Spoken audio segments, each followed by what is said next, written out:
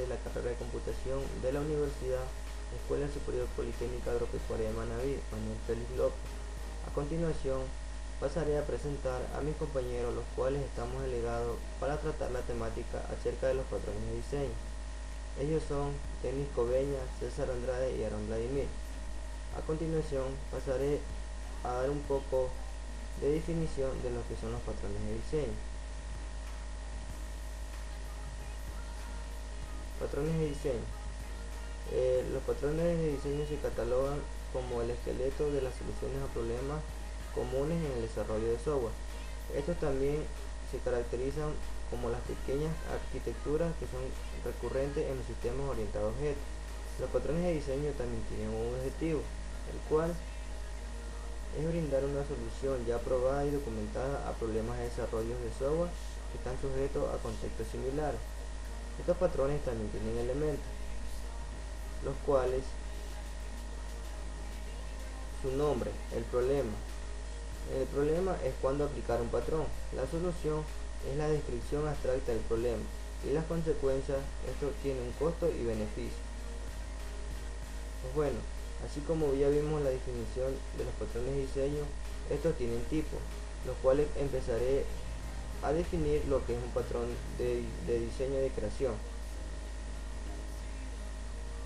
Pues bueno, esto de aquí dice que resuelven problemas relacionados con la creación de instancias de objetos.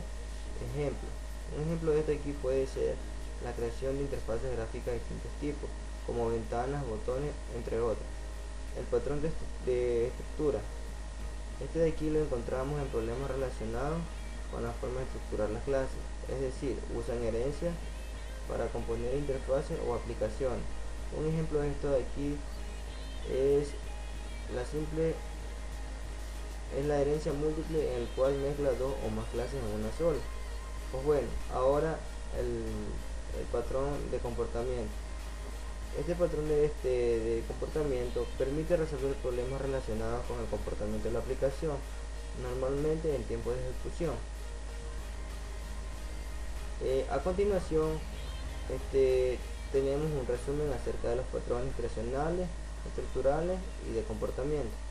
Dentro de lo que es los patrones creacionales, tenemos varios métodos, los cuales cumplen diferentes funciones. En este caso estaremos hablando del método el prototipo, el cual definiremos un breve concepto y la especificación de un ejercicio.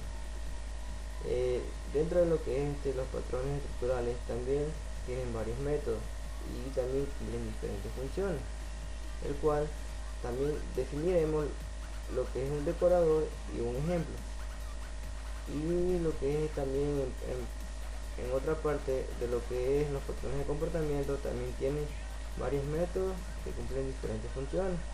En este caso hablaremos de la estrategia, el cual también definiremos y la utilización en un programa. Temática a tratar: creación de prototipos.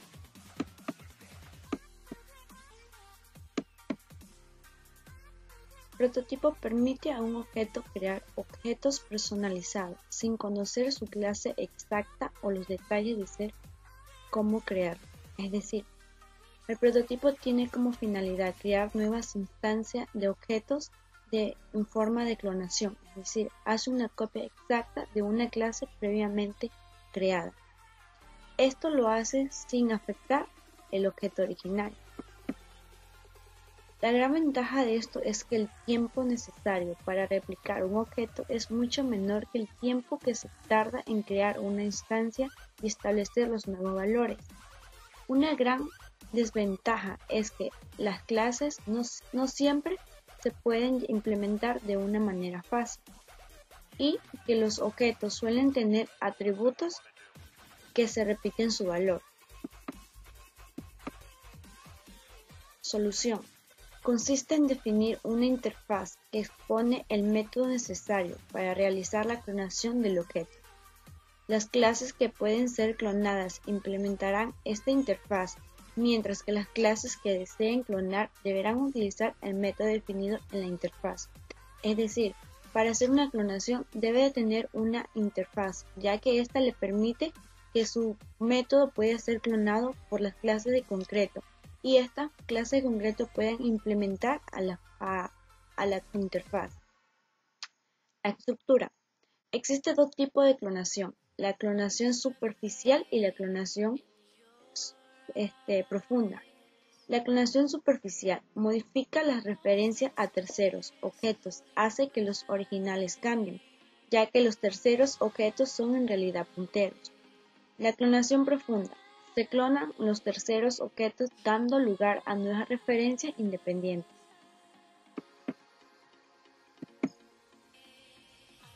Bien, aquí tenemos un ejemplo de la clonación de prototipo.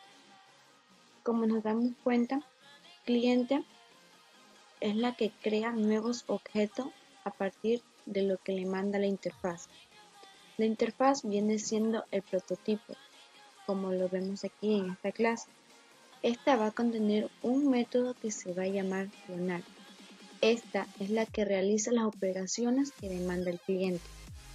La clase concreta prototipo va a implementar de la interfaz de prototipo, el cual va a sobreescribir su método y lo cual va a retornarse a sí mismo. Luego, la clase concreto prototipo 2 va a obtener la misma característica del concreto prototipo 1, es decir, va a ser implementada desde la interfaz de prototipo. Aquí quedaría un pequeño ejemplo de lo que es clonación. Y para una mejor explicación vamos a realizar un ejercicio con sus clases y con la interfaz que se va a implementar. Supongamos que tenemos un programa de dibujo, para el cual se implementa una interfaz figura misma que sirve para crear círculos cuadrados. El usuario ha creado un círculo y un cuadrado y desea mover el cuadrado. El programa debe ser capaz de crear una copia exacta del objeto que el usuario seleccionó. Todo esto en tiempo de ejecución. Por ejemplo, si el usuario desease mover la figura cuadrado, debería pasar esto. Como dije antes, el programa debe ser capaz de crear una copia exacta del objeto que el usuario seleccionó en tiempo de ejecución. Si el usuario desease cambiar los valores del nuevo objeto creado, el objeto original no se debe ver afectado en ningún sentido. Por ejemplo, si desease cambiar el color, pasará esto. Se afectará la copia, mientras que el objeto original nunca se verá afectado. Como se dijo en la teoría, se va a proceder a crear un pequeño programa en el cual el usuario pueda ser capaz de crear figuras como círculos o cuadrados. Además, podrá crear una copia exacta del objeto que él desee, es decir, de la forma que él desee. Para esto, lo primero que se debe hacer es crear una interfaz figura, en la cual se describirán métodos tales como establecer nombre, mover, obtener posición y un método que se llama clonar. Este es el que le va a permitir al programa obtener una copia exacta del objeto que el usuario haya decidido clonar en tiempo de ejecución. Está de más decir que todas las clases que implementen esta interfase deberán implementar todos estos métodos que están descritos en la interfase figura. A continuación tenemos la clase círculo, que implementa de la interfaz figuras. Como podemos ver, tenemos tres variables privadas, una de tipo string nombre y dos de tipo entero para la posición X y Y del círculo. Luego tenemos el constructor por default. Ahora tenemos el método dar nombre que recibe un parámetro de tipo string y el cual se le asigna al atributo nombre. El valor que recibe se le asigna al atributo nombre. Luego tenemos el método obtener nombre de tipo string, el cual devolverá el nombre. Y luego tenemos ahora con el método mover, que recibe dos parámetros enteros x y el cual determinará la posición tanto en x y en y de nuestra clase círculo. Tenemos un método de tipo void para obtener la posición, y lo que va a hacer es mostrar la posición de nuestro círculo tanto en x como en y. A continuación tenemos el método clonar. Como podemos darnos cuenta, es de tipo figura, puesto que va a devolver un objeto de tipo figura. Es decir, que todas las clases que implementen la interfaz figuras pueden ser devueltas por este método. Pero ¿cuál es el objetivo de este método? Es crear una copia exacta con todas las características del objeto.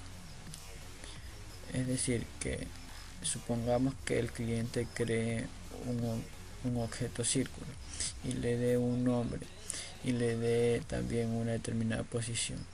Lo que va a hacer este método es crear una copia idéntica para que si quiere modificar algo la modificación se aplique sobre el objeto copia, mientras que el original nos quede intacto. Como podemos ver, crea el objeto y aquí asigna el nombre del objeto que ya tiene, y en esta sentencia de aquí le asigna la posición del objeto original y luego nos va a retornar la figura. Continuando con la creación de nuestro prototipo, en nuestra solución creamos una clase llamada cuadrado, la cual la hacemos public y esta es implementada en nuestra interfaz de figura. Creamos una variable llamada nombre de tipo string que va a ser private. Creamos dos variables más, tanto para la posición x y y, que estas nos van a informar la posición en la que se va a encontrar nuestra figura o nuestro cuadrado. Van a ser de tipo entero y tipo private. Ahora creamos un constructor por default o un constructor vacío. Después de esto creamos un método. Este método lo que va a hacer es recibir un valor o un parámetro de tipo string que se va a almacenar en esta variable n, la cual almacena ese valor o ese dato que ingresa. Después que lo tiene almacenado, lo que hace es agregarlo a la variable nombre. En este otro caso creamos otro método. Simplemente lo que hace este método es retornar lo que está almacenado dentro de la variable nombre. Creamos un método mover, el cual también va a recibir dos parámetros que en este caso son enteros, que se van a almacenar tanto en x como en y. Una vez almacenados esos datos tanto en x como en y, se le asignan a las variables que han sido determinadas con su respectiva posición tanto en x como en y, simplemente. Ahora creamos otro método llamado getPosition. Este método simplemente lo que hace es mostrar por pantalla o por consola la posición nueva que ha sido asignada a ese cuadrado. Y finalmente tenemos el otro método, que en este caso todas las clonaciones que son implementadas de nuestra interfaz figura va a devolver un objeto. En este caso tenemos figura, creamos un nuevo objeto que va a ser nuevo. En este caso, como vamos a retornar en un cuadrado, a nuestro objeto creado le vamos a dar un nombre y por ende le vamos a dar una posición tanto en x como en y. y simplemente lo que hacemos es retornar nuestro objeto. Bien, ahora vamos a ver cómo funciona nuestro programa. Para esto vamos a crear un objeto de tipo círculo y un objeto de tipo cuadrado. Al círculo le vamos a dar como nombre mi círculo y lo vamos a mover en una posición de 234. Al cuadrado le vamos a dar como nombre mi cuadrado y lo vamos a mover en una posición de 200 y 200. Ahora vamos a presentar las figuras originales con sus respectivas posiciones. Una vez hecho esto, lo que vamos a hacer es mejorar el programa, es decir, que el usuario pueda escoger cualquiera de estas dos figuras y pueda hacerle modificaciones, es decir, pueda modificar las posiciones que él desee, sin que afecte los objetos originales. Para esto vamos a crear tres atributos enteros. El OP servirá para que el usuario pueda escoger las opciones si quiere clonar el cuadrado o quiere clonar el círculo. La posición X y posición Y nos servirá para las nuevas posiciones que el usuario quiere ingresar. Bien, también tenemos que crear un atributo de tipo figura. Este servirá para que cuando el usuario escoja la figura que quiera clonar, este se le dé sin ningún error. Bien, ahora creamos el menú. El menú va a contener la opción 1 que va a ser círculo y la opción 2 que va a ser cuadrado. Si el usuario digita la opción 1, entonces la figura va a clonar el círculo. Le va a dar el nombre de clonando que se va a concatenar con el nombre anterior, que por ejemplo saldrá mi círculo clonado. Luego le va a pedir que inserte una posición en X y una posición y el valor que se imprima lo vamos a capturar y la vamos a mandar en la figura para que éste se cree. Luego de hacer esto, lo que vamos a presentar es la figura que se clonó y la figura original, es decir, vamos a presentar su posición original y la posición clonada. Si el usuario digitó 2, entonces es un caso contrario. Entonces va a contener que la figura se va a clonar es un cuadrado. Y va a contener el nombre que, como dije anteriormente, se va a concatenar con mi cuadrado clonado. Va a capturar por pantalla la posición X y la posición Y que le va a pedir que ingrese al usuario. Y esta se va a enviar a la figura clonada. Y también se va a presentar su posición clonada y su posición original. Para esto vamos a hacer una comprobación ejecutándolo.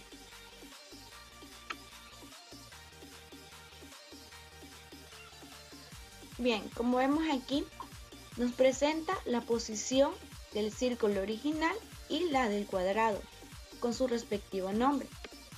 Ahora el programa le va a pedir al usuario que escoja la opción, o decir, la figura que desea clonar.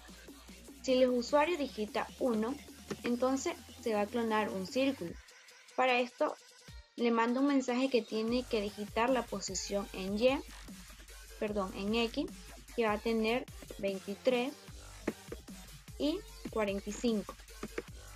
Luego de esto los valores que insertamos los va a capturar y se lo va a enviar a la posición clonada y presentará el siguiente mensaje. Estas son las posiciones clonadas y las posiciones originales. Como nos damos cuenta, el programa sí nos funcionó, ya que no afecta a los objetos originales. Patrón de diseño decorator o decorador. Este patrón de diseño es de tipo estructural.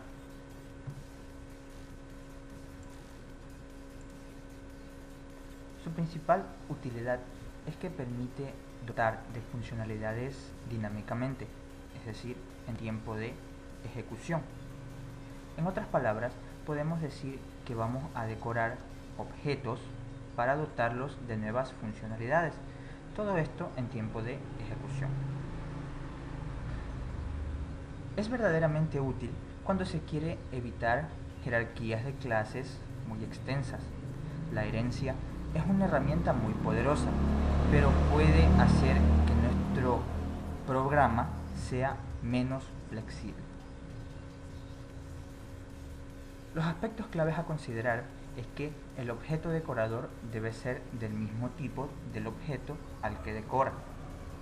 Además, se puede usar uno o más decoradores para decorar un objeto. Otro de los puntos claves es que un decorador define su comportamiento antes y después de entregar al objeto decorado al resto del trabajo. Y finalmente, un objeto puede ser decorado en cualquier momento de ejecución. Ventajas y desventajas. Una de las principales ventajas es que permite más flexibilidad de código y también permite que las clases superiores tengan menos funcionalidades. Sin embargo, también posee una desventaja, y la principal es que existen muchos objetos pequeños dentro de nuestro programa, lo cual puede dificultar el entendimiento y la depuración del mismo. Decorador. Supongamos que vamos a un local de comida rápida. Entonces, asumiendo de que la forma base es pan y carne, y también que todas las personas tienen un gusto diferente, ya que a algunas les ha de gustar con tomate o tal vez con lechuga, a otras con queso o con tomate, queso y sin lechuga. Asumiendo que tenemos que realizar una clase por cada posible combinación, estaría que nuestro algoritmo sea un poco tedioso, pero para esto existe el patrón de decorador. Vamos al código. Tenemos definido la clase abstracta comida rápida, dentro de la cual se define un método abstracto tipo string denominado getDescription. Ahora tenemos la clase hamburguesa que implementa la clase abstracta comida rápida. De esta clase se van a extender la funcionalidad del decorador, y así también como otras clases que van a permitir decorar nuestra hamburguesa.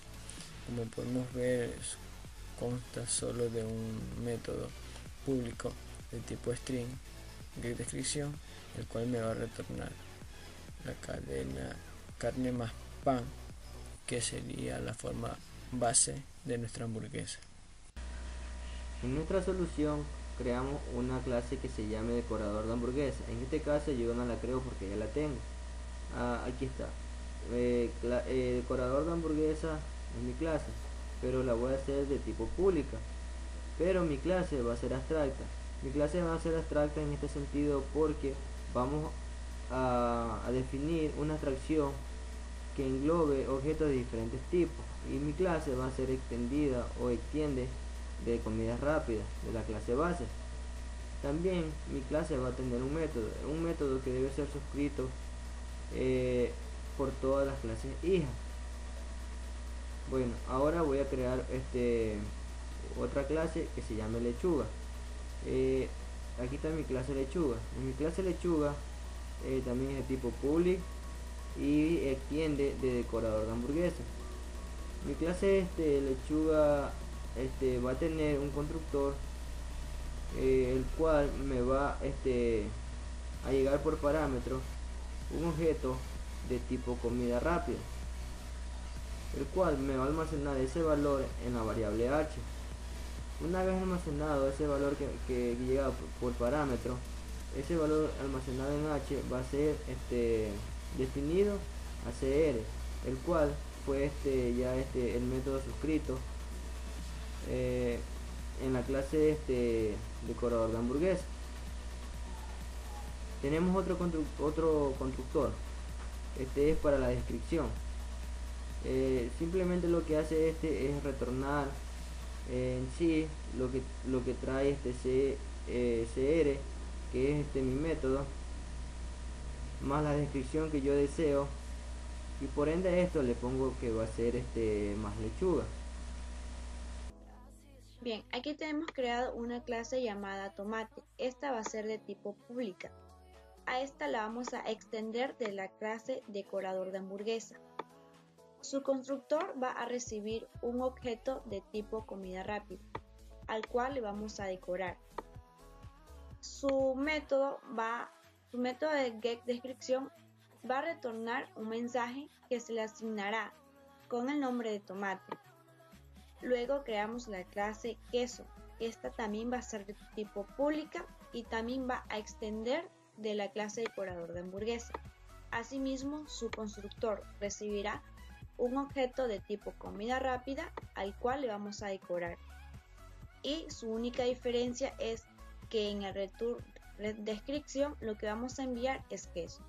Como nos damos cuenta, lechuga, queso y tomate tienen la misma característica que van extendiendo de la clase decorador de hamburguesa. Finalmente, viene la implementación del main del programa, mismo que contará con un menú de opciones, el cual le permitirá al usuario decorar su hamburguesa.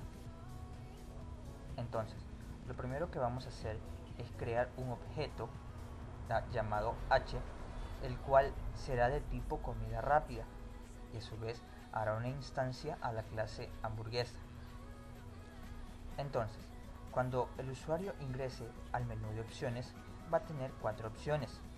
La primera opción es para terminar el programa y mostrar el producto que él va a consumir. La segunda opción es para asignarle a su hamburguesa lechuga. La tercera opción es para asignarle a su hamburguesa tomate, haciendo una instancia a la clase tomate y enviando como parámetro la hamburguesa. Es decir, que la hamburguesa será decorada y se le asignará tomate.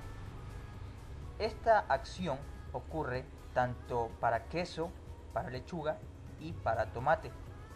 En las tres, nuestra hamburguesa será modificada.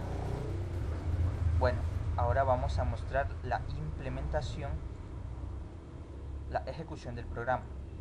Muy bien, lo primero que le saldrá al usuario es el menú de opciones, en el que podrá asignarle a su hamburguesa lechuga, tomate o queso. Cabe recalcar que la hamburguesa básica simplemente consta de carne y pan. Para el ejemplo, vamos a suponer que nuestra hamburguesa la queremos completa, es decir, con los 3 ingredientes. Entonces vamos a asignarle los 3 ingredientes y vamos a terminar la ejecución. Al final va a mostrar que nuestra hamburguesa, aparte de carne y pan, llevará lechuga, tomate y queso. Tal y como se dijo en un principio, la decoración de los objetos se hace en tiempo de ejecución. Es por eso que si nosotros volvemos a ejecutar y simplemente terminamos el pedido, nos mostrará una hamburguesa básica que consta de carne y pan. Sin embargo, si queremos que nuestra hamburguesa se vea mejor, por así decirlo, le queremos poner lechuga y le queremos poner queso. Nuestra hamburguesa, aparte de carne y pan, llevará lechuga y queso. Como pudieron darse cuenta, la hamburguesa se vio afectada en tiempo de ejecución.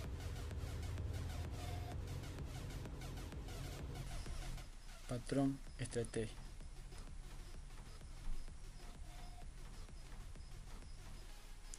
Una estrategia es un plan que especifica una serie de pasos, los cuales tienen como fin la consecuencia óptima de un determinado objetivo. El patrón de estrategia se clasifica como patrón de comportamiento porque determina cómo y dónde se debe realizar el intercambio de mensajes entre diferentes objetos. para resolver una determinada tarea. Es decir, que su objetivo es definir una familia de algoritmos, encapsularlos y intercambiarlos en tiempo de ejecución, por lo que el algoritmo cambie mientras el usuario o el cliente le esté dando uso. Por ejemplo, si contamos con un sistema de control de inventario, asumiendo que contamos con un escenario de simulación donde, valga la redundancia, el cliente pueda simular los diferentes tipos de algoritmos que se pueda dar en su empresa para elegir el más óptimo.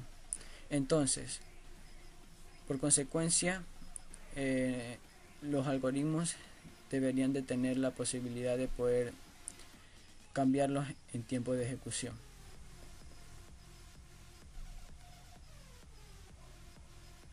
Antes, cuando se desconocía este patrón y necesitamos hacer una estrategia, se lo hacía mediante condicionales. Si se daba una determinada condición 1, se realizaba la estrategia 1. Caso contrario, si se daba una condición 2, se realizaba la estrategia 2. Y así sucesivamente cuanto n estrategias tengamos en nuestro algoritmo. Pero esta forma hacía que fuera un poco complejo el mantenimiento de nuestro producto. Por ende, el patrón estrategia ayudó a solucionar este problema. Podemos usar el patrón estrategia cuando se desee realizar un cambio de estrategia en tiempo de ejecución, cuando varias clases relacionadas solo difieren en su comportamiento.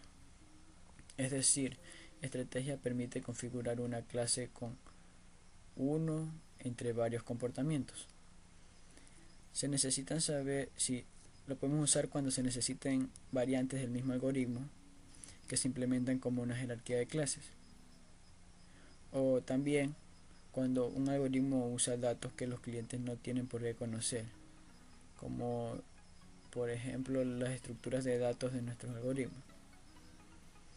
O también lo podemos usar cuando una clase define muchos comportamientos que aparecen en sentencias condicionales. Ahora hablaremos sobre la estructura de patrón estrategia. Aquí tenemos una clase contexto. Esta también es conocida como cliente y es la que crea y mantiene una referencia a una estrategia. Por consiguiente, tenemos la interfaz estrategia y esta declara una interfaz para todas las variantes que se den en nuestro algoritmo. Y por último, tenemos las clases concretas que implementan una variante en nuestro algoritmo. Existe una colaboración entre contexto y estrategia, ya que contexto es el que va a decidir qué estrategia vamos a usar en nuestro algoritmo.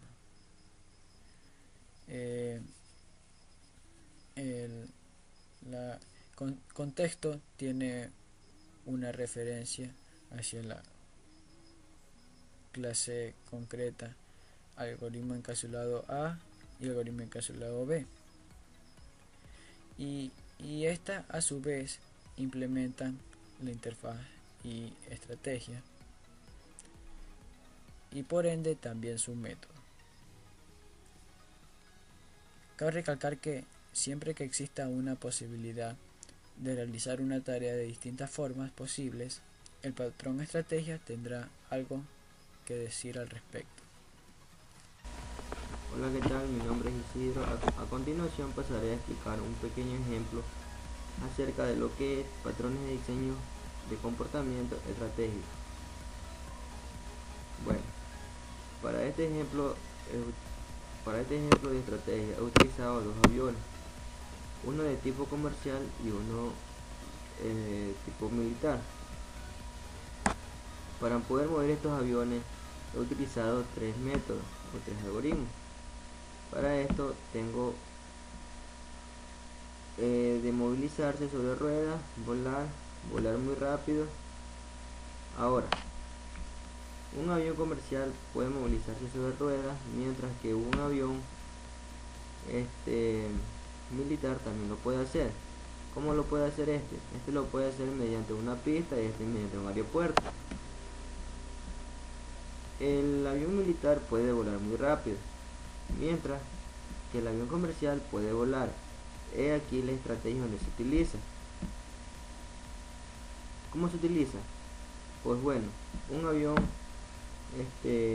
comercial también puede volar muy rápido, pero la diferencia es aquí donde un avión comercial puede llevar sobrecarga de peso de tripulantes, mientras que un avión militar no. Otra diferencia también basado en esta estrategia es que un avión militar puede volar un límite de tiempo, mientras que el avión comercial lo puede hacer entre 24 a 22 horas. Para esto, para tener un poquito más en claro cómo se utiliza la estrategia, pasaremos a realizarlo en código, en el cual está diseñado el algoritmo en C#. Bueno, pasamos al código. Para esto, una vez creada nuestra solución de tipo consola, le hemos llamado estrategia. Dentro de esta solución he creado un interface que se llama algoritmo. Bueno, en esta interface llamada algoritmo la hice de tipo public y le puse un método, el cual este método le he llamado moverse, ya que, como dije al principio, expliqué la gráfica, iba a utilizar las tres algoritmos. Ahora, esta interface va a ser utilizada por todas las clases que se vayan a implementar durante el proceso del algoritmo o del ejercicio. Bueno, también este método va a ser reinscribido en todas las clases que se vayan a implementar.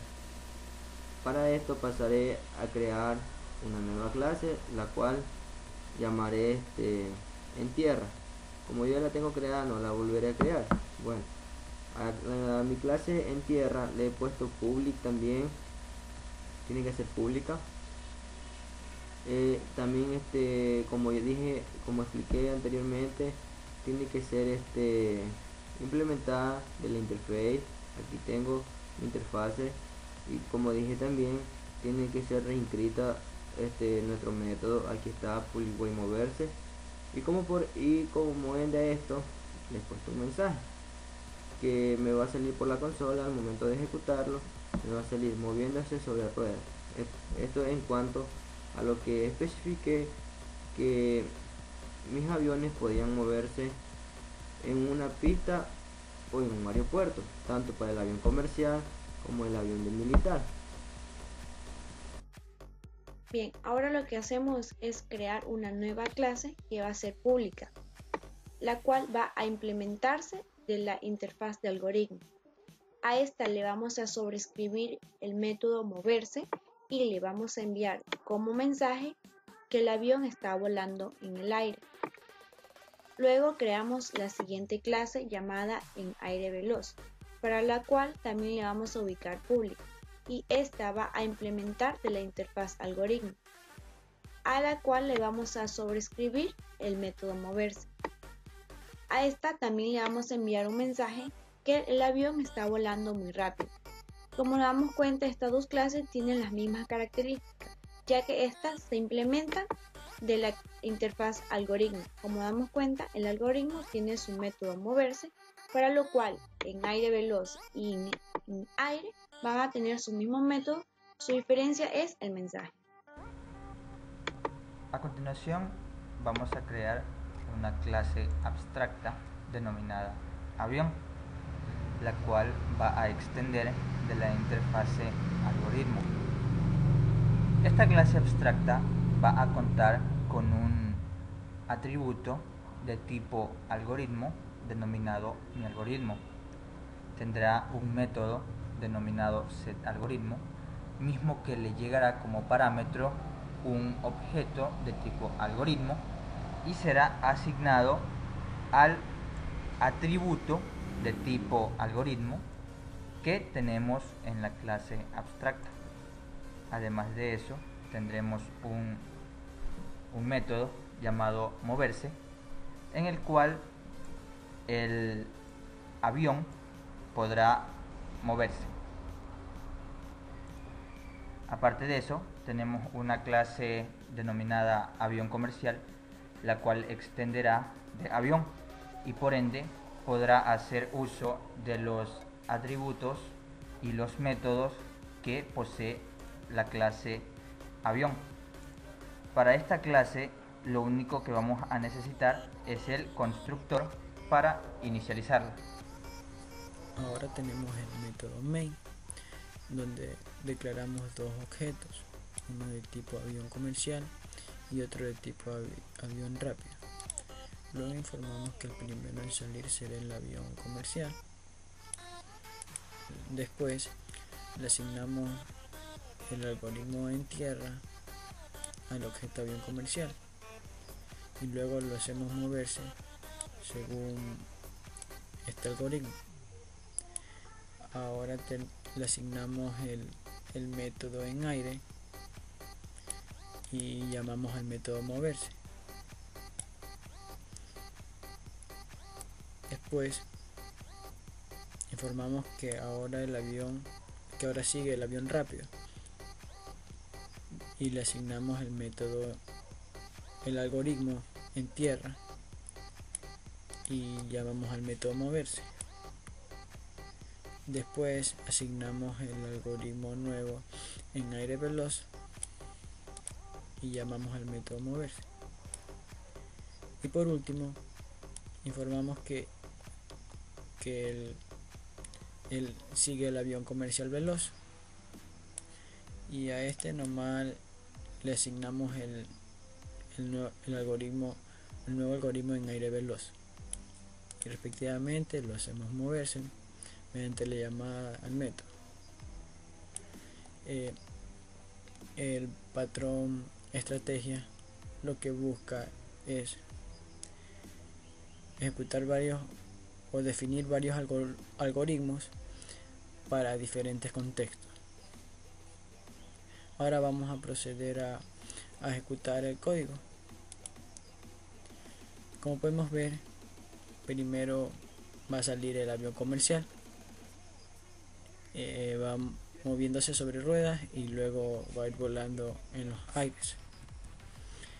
Ahora sigue el avión rápido, moviéndose sobre ruedas y volando muy rápido. Y por último el avión comercial veloz, que va a salir volando muy rápido.